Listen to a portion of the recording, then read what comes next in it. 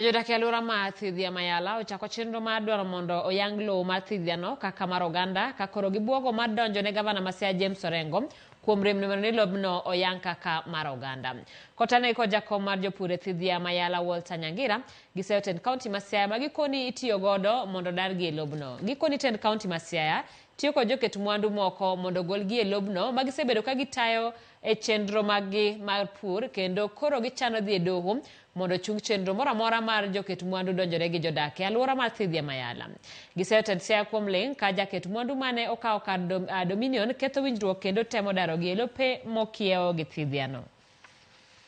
Ni obed registered mara moja kaka community land ka onge to kati court wabo tero reng wabo tero angbe tamo tero wabo tero ne watero kesi court kucha bugi wajo wabugi mi pesa bugi golo kesi ne gigolo nangama ne mondo giwe mondo kesi rum wabro tero kesi court okwanyal die bunge kucha koro adwaro mondo county kod sirkal mondo nuangnwa solution to the problem wango mane kwayo mano nyaka lo chik ma wacho nyaka tubo participation emo nyaka los nyaka yale assembly ya hako ni yo executive to implement gima loko sekali assembly koro mane kwayo marwa nuko poni chik monte mane no vedo violate ne kolo to akwayo ngano mondo assess the law cheche ngano about the law e Kenya kai ngama uso waka en county government ma en Orengo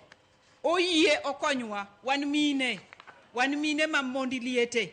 wan mine ma onge gin mora mora kama wanyalo geno wanose rumo te geno wanyosiko kuom nam dipo nono ko nyalo yie mondo mi wadwa dagu e dala ne gi nyithindwa waduto nikech gimo timonwani ochalo ng'atno motweyo wa maisha manto Orengo tugo kod wanango ok wadwa no Orengo tugo kod wan san ng'amwa golo golwenya no Orengo kan investor